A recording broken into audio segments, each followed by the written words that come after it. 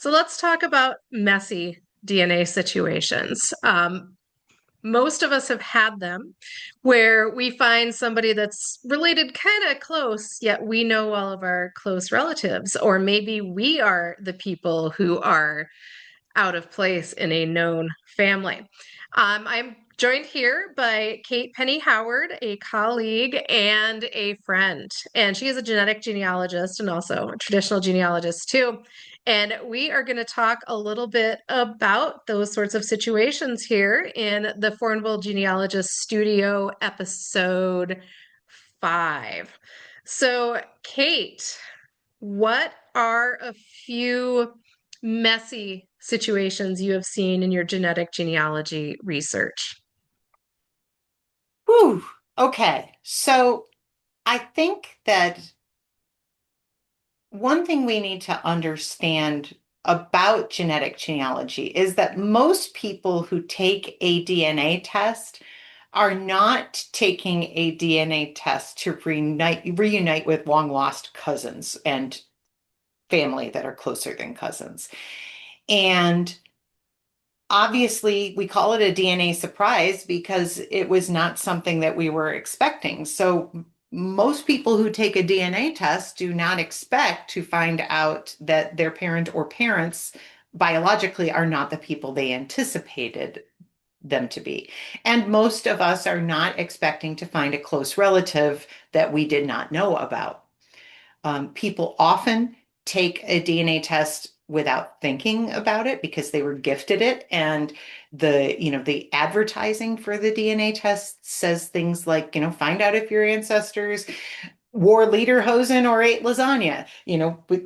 It's just simply that. What holiday should you celebrate? Where do you people come from? That is something that people are interested in, but it's not like a passionate, I must know this. It's like, oh, that'd Yeah. be fun to find out about. So I have run into situations where um, a tester has approached their father's their father's known daughter, who said, "You and I do not have the same father. There is no way that my father could be your father." And that's that. Well, then that's known daughter took a DNA test, and guess who was not her father? Yeah. Yeah. And so, because dad was messing around, well, so was mom. And Yeah. so, we find out very quickly how humble we can be. I always tell people before you talk to people about your DNA test or before you offer your relative a DNA test, make sure that you understand what that person does and does not want to know. Um, we talk a lot about our truth and our right to knowing and our right to our truth. And while we all do own the right to our own story, we also need to be sympathetic about other people who have chosen to live that story differently. And so, if tomorrow you find out that you are my biological sister, um, if I don't want to have a relationship with you, you'll understand that it's not personal. It's just that maybe I don't have that space in my life right now. Or maybe I want to get a cottage together. Who knows? We never know Right. what people are going to say until we approach them. So, but I think we need to think about the fact that we are an interruption in their day. And we are an interruption in their life. And so they may not be having a good day today, and they may not be very excited about a new relative showing up. It might take time for us to grow on them. People often think, well, they're just looking for money, or, and so I always try to tell people to lead with their family history need. That's an important thing. I have run into a situation where a white woman was very upset that she had a black match. And the answer to the question of how this white woman and this black match were related to each other was that their father was they both shared the same father. Hmm. and he had a staff person working in his house who was the biological mother of this particular match. Hmm. And this was one of those stories where it I believe that they probably had a fairly equal relationship, and they couldn't get married, so she just lived with him. But we also find stories that are very, very difficult. I specialize in cases where parents are very closely related to each other, and sometimes I will be working on a case where the person was conceived through a very awful act. And we'll start talking to the family, and the family will say, well, good luck, because they were all doing it to the kids. And Hmm. it is just absolutely awful to to find that kind of a situation, but it does happen because everything that happens in the news also happens in our DNA. Right. Um, We now we find this in traditional genealogy as well, but because genetic genealogy requires us to do so much descendancy research, we find that we experience trauma as well. So if I'm researching and the family that I'm looking at were all born, or they were all born like around 1900, and when I get to 1917, 1918, people start dying in the family because of the flu epidemic. Right.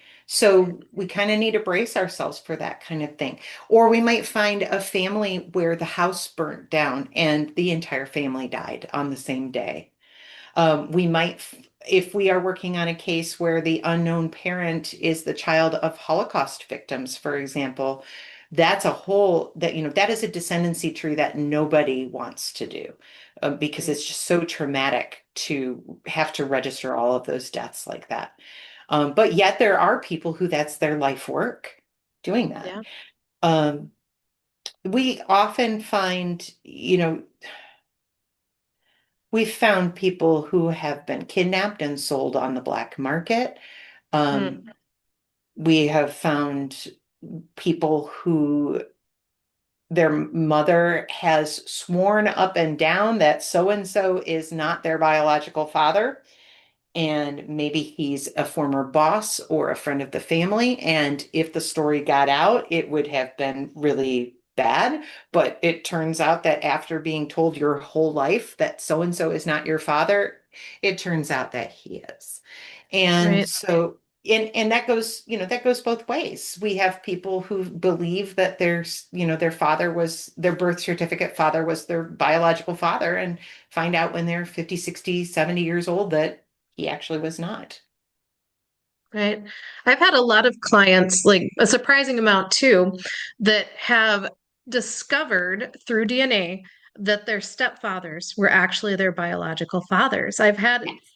probably 8 different clients that have told me that over the years. Yes. So, are there any other patterns that you have seen too with these kind of like the messy side of DNA? Yes. So oftentimes a brother-in-law is the father of a child instead Oh, of, yeah, yeah. So we get some uncles in the mix that and if you think about it, that's fairly understandable. You're already attracted to that particular, you know, appearance, and maybe the right. guy was around, or maybe he was nicer. Yeah. We don't know what happened. But yeah, we'll often see stepfather or uncle pregnancies. Yeah. Right. Here's another question that I come across quite a bit, and I'm never quite sure how to answer it for people. I have many people that also tell me that they're looking at their ethnicity and it just doesn't line up. And I talk to them about how, citizenship is not the same as ethnicity. Like, if you have a lot of Italian, but your family's actually from Croatia, then that wouldn't worry about that. But what approach would you tell people who maybe have 25% up to like 49% of an ethnicity that does not align with the records and with what they know of their family? What should they do? Well, the first thing that they should do is actually look at the history of their people. Because, for example, if you believe that you're Italian, but your DNA says that you are French, um, are you from Milan? Because if you're from Milan, if you're from northern Italy, that's really close to France. So, that is going to be something to look at. I had a very confusing case. First, he was a 90-year-old man, and he wanted to know who his biological father was. He was conceived at the beginning of World War II. And he was told that his father was Italian and what his first name was. And the DNA also looked like he was Italian and maybe Greek. Mhm. And so I started working on it, and I found this restaurant family in Philadelphia that they were an Italian restaurant family, and I was getting like third cousin matches to this particular family. And so I was really excited because this case, he's 90 years old and he wanted to know who his biological father was. So it was exciting for me. And so I kept on working at it and working at it. And I was so frustrated because I couldn't figure it out. Well, it turns out that the father was a Maltese diplomat. So his family was from Malta. Mhm. And the whole family were diplomats. And Malta is a very interesting area because it was colonized by Romans, it was colonized by Greeks, and it was taken over by the Turks. And so there's all of these different mixes of people and languages there. They use Latin and I think Arabic there. And so once I was able to get away from my own predispositions and biases, I was able to figure out that Malta was actually where I was looking. But it was a very frustrating case because I'm like, these people are Italian. Well, he did have Italian matches and Yeah, he should have. Yeah, so that's definitely, the frustration is sometimes the problem is in us. right.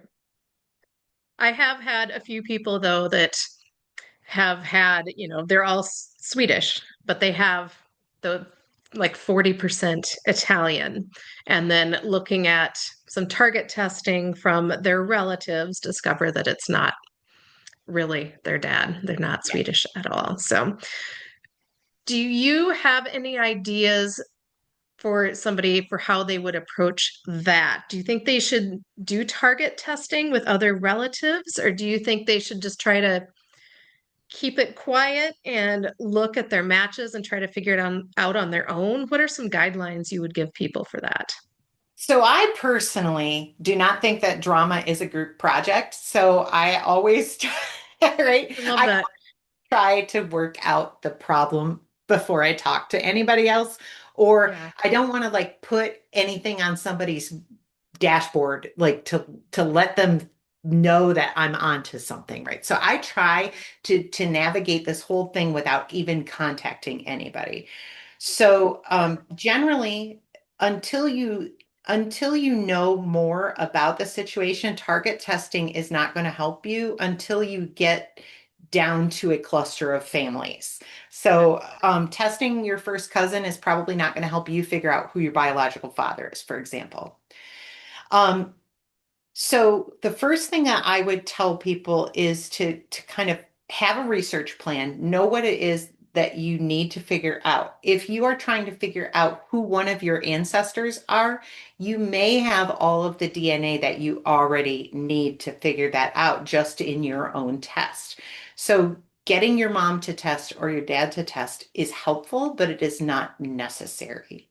It will make the work easier for you if you can get those tests. But if for whatever reason you can't get them, that is not going to be a barrier for you at least getting closer to your answer. Right. Um, let's see. Before we conclude here, hmm, what's another good question to ask you?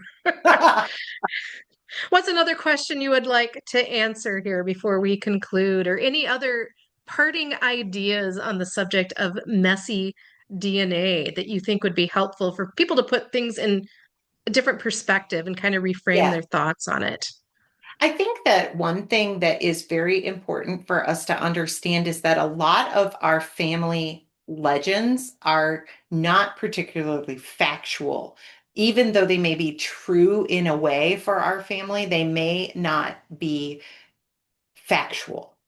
And so, one of those persistent myths that happens is that people believe that they have a great great grandmother who is Native American. And sometimes she'll be a Cherokee princess, but generally it is the story generally goes, I have this, great great great grandmother who was full-blooded, usually Cherokee, often a princess. And we find as we go through the DNA that this is often not true. So in my own family, we actually have one ancestor who lied about who he was. It turns out that his family were all loyalists who fled to Ontario during the Revolutionary War. When he and his family emigrated to Michigan, which got walloped during the War of 1812, um, when his family emigrated to Michigan a few years after the War of 1812, they told people that they were French Canadian and Native American. My mother took French because of this ancestor. And yes, and so he told us that, well, he told his children that he was French Canadian and Native American, and they were fur trappers. And he used his hair color, and we tan very easily, and he had brown eyes. And he said, see, you can see it in me. And it turns out that that wasn't true at all. When I took it, when I started working with DNA, he was one of the first people I wanted to look at because I was excited to have a Native American ancestor, right? And it turns out that that particular branch does not have one. Um, we so there are a couple of reasons why why this legend has become persistent. The first is that it was often a convenient way to explain away a admixture which was not going to advance them in society. So that's a fancy way for saying that you're Native American was a way to pass if you were a percentage African American, for example. So it was an admixture which was a little more romantic and a little more believable in polite society, if that's appropriate to say.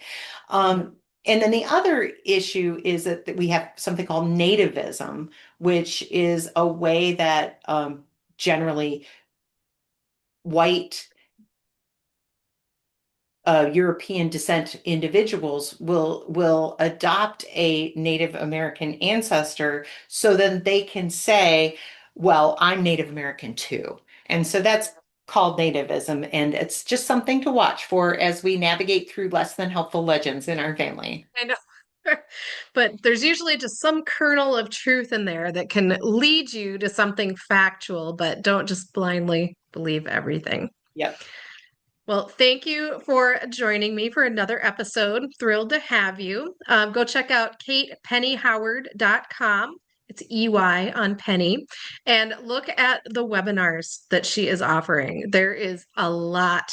She's an excellent speaker and not drab, not not like some speakers are kind of dry. You are not. You are animated and engaging. So people would absolutely benefit from attending your webinars. So thanks for coming. Thanks, Jen, for having me. I had a blast. Yep. Bye, Bye everybody. bye.